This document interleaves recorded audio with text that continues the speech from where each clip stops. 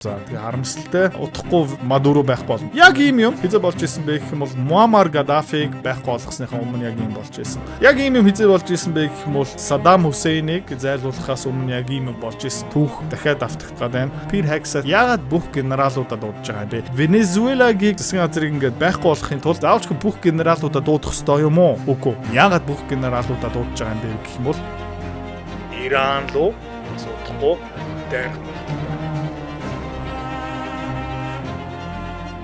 Өчигдөр шөнө Pete Hegseth Америк улсын Батлан малтны сайд уучлаарай. Тэд нар ямынхаа нэрээ өөрчилсөн. Дайны сайд Pete Hegseth бүх 1 2 3 4 одтой генералуудыг дуудсан. Америк руу. Америкт байгаа, Германд байгаа, Сауди Арабид байгаа, Африкт байгаа бүх генералуудаа дуудсан. Хэдэн мянган генерал гэсэн үг. Тэ? Иймэрхүү тохиолдол бараг анх удаа болж байгаа. За, тэгэд Америкийн цэргийн алба яагаад бүх генералуудаа дуудаж байгаа юм бэ? Та хэд ямар нэгэн таамаг байна уу? Юу болохоос өмнө бүх цэргүүдэд дууддаг лээ. Хамгийн гол нь удирдлагуудыг. 9 сарын 28-нд Улаанбаатар хотод Corporate Convention Center дээр хөрөнгө олонтын сургалт болж байгаа. За, тэг би тэнд юу заах юм бэ гэх юм бол хэрхэн амжилттай хувьцаалуу хөрөнгө олонт хийх вэ? Яаж заах юм бэ гэх юм бол миний хамгийн амжилттай хөрөнгө оологчийг жишээ болгоно. Мэдээж бас миний хамгийн амжилтгүй хүмүүсийг бас жишээ болгоно. Тэгээ юу хийх ёстой юм бэ? Юу хийж болохгүй юм бэ? Тэрэн дээр үнслээ заачна. Аниме таадын дунд бас гайгүй орлоготой хэрнээ ерөөсөө мөнгө далт хийж чадахгүй байгаа хүмүүс байгаа. Тэ? Санхүүгийн сахилга батгүй. Тэгээд тэр хэрхэн сахилга баттай болт юм бэ? Хэрхэн одоо өөрийнхөө төлөө ажилладаг юм бэ? Хэрхэн буусан цалингаа бусад хүмүүс рүү шилжүүлэх болох юм бэ? Бас заагаад тэг хэдүүлээ тэг хувийн санхугаа базаад илүү өндөр хөрөмтөл үүсгээд хөрөнгө олт хийгээд тэг магадгүй хэзээ нэг цагт санхүүгийн эрхчлөөнд хувьцаагаараа дамжуулаад хөрөнгө олт хийгээд яаж хүрэх юм бэ? Энэ 9 сарын 28-нд хэдүүлээ сурцгаая. За 100 хүний судал байгаа шүү. Гэлцаарай. Тэгээд бүтэн сая өдөр 3 цагаас уулзцгаая. За тэгээ хэвлэл мэдээллийн юу ярьж байгаа юм бэ? Их юм бол the US is preparing for war with Venezuela. За сүүлийн сар Дональд Трамп юу хийсэн бэ гэх юм бол Венезуэлагийг муулаад байсан. Бас нэмээд юу хийсэн бэ гэх юм бол хард тамхи тээвэрлдэг тий яг нотлоогүй усан онгоцуудыг дил бавсан. За нэмээд Венезуэла юу авсан бэ гэх юм бол байлдааны онгоц тий онгоц шумбагч онгоц цэрэг гэх мэт шин бэлэн байдлууга оруулсан. За яагаад тэгж байгаа юм бэ гэх юм бол тэр хард тамхи хамаатай юм. Нэг хамаатай биш ээ. Юу хамаатай юм бэ гэх юм бол нефт. За таад мэдж байгаах те дэлхийн хамгийн том нефт олборлдог. За бас өнгөрсөн 50 жилийн хугацаанд дэлхийн хамгийн том нефтний хулгайч байсан бэ гэх юм бол Америкчууд. During President Trump's first 100 days in office, the Treasury Department has played a critical role in securing our southern border. За Америк Мексикийн хөлийг ерөөхдөө хаасан. Хөл бусад цагаачдуудын урсгалыг зогсоосон. За одоо хэдээ бас тэмцээд эхэлж байгаа юм бэ гэх юм бол тий Мексик, Гватемала, Венезуэла гэх мэтчлэн мафийнхантай алцаж эхэлж байгаа. Яагаад вэ гэх юм бол тий мөнгө угаах хэрэг хар тамхи нефт. Та мэдэхгүй бах. Мексикийн маф нүсэр том. Амар нөлөөтэй. Бүр улс төрийг баг тэрчтэй өдөрдөг гэж байгаа. Хамгийн том бизнес нь Мексик улсын хамгийн том бизнес юу юм бэ гэх юм бол мафийнхан. За тэд нэртэй ерөөхдөө Америкийн засгийн газар одоо тэмцэж эхэлж байгаа. To build on this momentum, we are continuing our efforts to take down violent cartels. Гэмт хэргийн бүлгүүдийг бид нар одоо тэднэртэй үдлсээд эхэлнэ гэж. These cartels flood our country with drugs, carry out campaigns of violence and facilitate illegal. Тэр гэмт хэргийн бүлгүүд мафийн бүлгүүд юу гэдэг юм бэ гэх юм бол цагаачдуудыг хүний наймаа хийдэг, хар тамхи оруулдаг, тэгээ гэмт хэрэг. Immigration. They have no place in our country. Today, Treasury is sanctioning a major Mexican cartel network. Америкийн сангийн яам саяхан юу хийсэн бэ гэх юм бол нэг Мексикийн томоохон гэмт хэргийн бүлэг дээр томоохон санкц тавьсан. That is involved in poisoning Americans with fentanyl and fuel theft. Тэгээд сая ярьсан fuel theft. Мафийнхан юу гэдэг бэ гэх юм бол Мексик нутгаар юу дэмждэг юм бэ гэх юм бол нефтний хоолой. Олон нефтний хоолой байгаа. За Техас монголоор. За Мексик ойрхон. Тэнд юу байдаг юм бэ гэх юм бол нэг томоохон геологийн аномали байдаг юм байна уу та. Permian Basin гэдэг нэртэй. Тэндээс юу гарч ирдэг юм бэ гэх юм бол нефт гарч ирдэг, газ гарч ирдэг. За Мексикод бас тэр Permian Basin-аас юу гэдэг юм бэ гэх юм бол газ нефтийг олборлоод хаашаа зөөдөг юм бэ гэх юм бол Америк руу зөөдөг. Газын хоолоороо зөөдөг, автомашин, ачааны машинаараа зөөдөг. Тэр газын хоолооноос тэр Мексик картелууд юу гэдэг юм бэ гэх юм бол тэ дарамтлал энийг дийл баав шүү. Нутгаараа дамжсан тэр хоолоогоороо одоо манай Оросоос тэ манай хөрш хятад руу Сибирийн хүч гэсэн газан хоолоо явах юм. За тэгээ монголчууд юу авах юм бэ гэх юм бол тэ дамжуулалт транзит тээврийн шимтгэл авч байгаа. За Мексик улс дотор мафийн юу авдаг юм бэ гэх юм бол газ нефтний тээврийн транзитийн шимтгэл авдаг. Сонирхолтой. За энэний эсрэг арга хэмжээ авч эхэлсэн. Нэмэлт орлого бид нар бүгдээрээ мөрөдөж байгаа. Зарим хүмүүс бүр алхмаа хийцэн өөрийнхөө пэйж эхлүүлсэн, өөрийнхөө онлайн дэлгүүрөө эхлүүлсэн, өөрийнхөө нэг жижигхэн подкаст эхлүүлж байгаа. Өөрийнхөө бичлэгээ онлайн тавья. За тэгсэн ингээд гар утсаараа юм уу камераараа бичлэг авлаа. Яаж засдаг юм?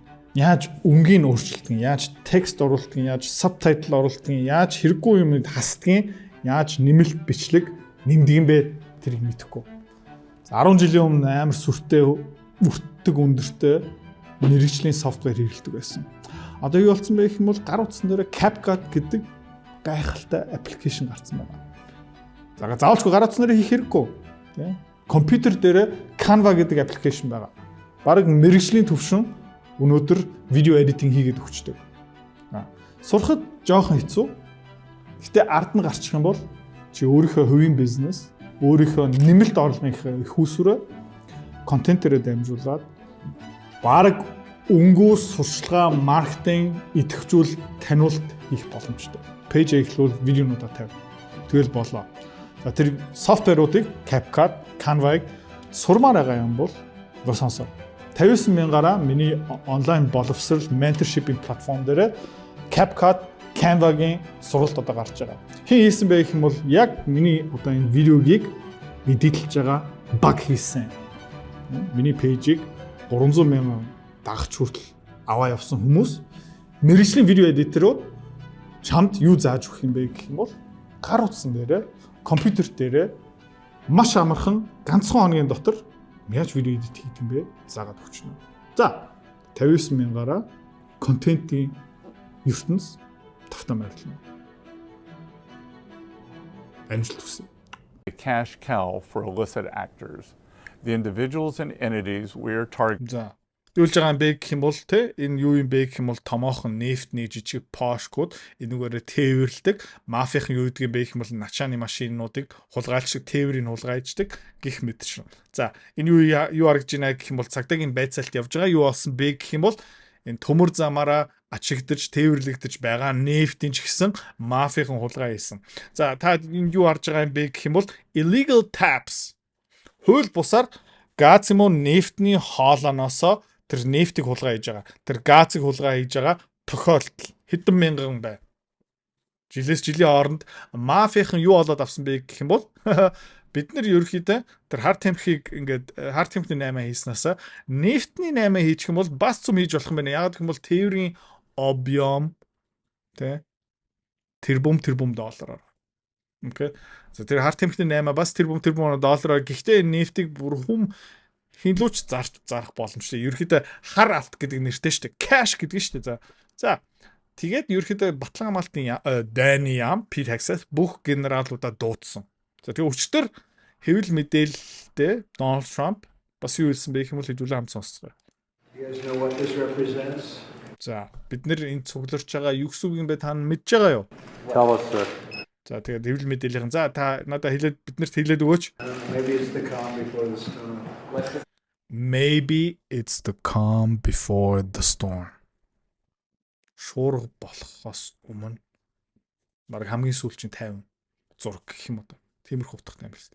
Шуурга уутахгүй эхэлж магадгүй шүү гэж хэлж шүү дээ.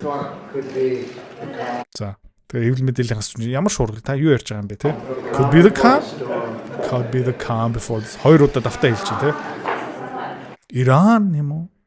Иран руу шуурах юм уу? ISIS руу шуурах юм уу? We have the world's great military people in this room. Бид нар энэ өрөөнд юу цугларсан байгаа юм бэ гэх юм бол те Батлан хамгаалтын Дайны яамны хүмүүсийг цуглуулсан байгаа. За тэгээ уурчиг дээр бас дахиад Венезуелагаас гаралтай ийм баг нотлогдоогүй заяа. Тэгээ байцаалт хийгээгүй, шүүх хурал болоогүй, цагдаа эднэрийг байршуулаагүй, зүгээр дронороо эдэн хүмүүсийг бөмбөгдсөн. Тэ та харж байгаа бол ер нь олон улсын хуулийг зөрчиж байгаа гэсэн үг. Окей. Яг гэх юм бол гэмт хэргийн тодорхой болгосны дараа шүүхийн шийдвэртэй байж иж иймэрхүү юм хийх боломжтой. Эсвэл дайн зар. Кабум. Тэ. За. Нэмээд Америкийн гадаад хэргийн яам өөрийнхөө иргэдэд юу хэлсэн бэ гэх юм бол Венезуэла руу аялах хэрэггүй шүү.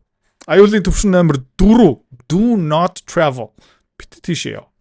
Окей. За тэгээд Дональд Трамп бас өчигдөр бас нэг твит гаргасан. Тэ? Венезуэла тэ өөрийнхөө иргэдүүдийг буцаагаад ав. Гэмт хэрэгтгүүдийг буцаагаад ав. Тэ? За Get them the hell out of our country right now or the price you pay will be incalculable. Хурдган шиг манай улсаас эднийг зайлуул. Тэгэхгүй юм бол та эдийн төлөх өртөг. Өстой. Тооцоолох боломжгүй хэмжээнд өртөг та нарт төлнө шүү. Тэ? За, энэ юу гэсэн үг юм бэ?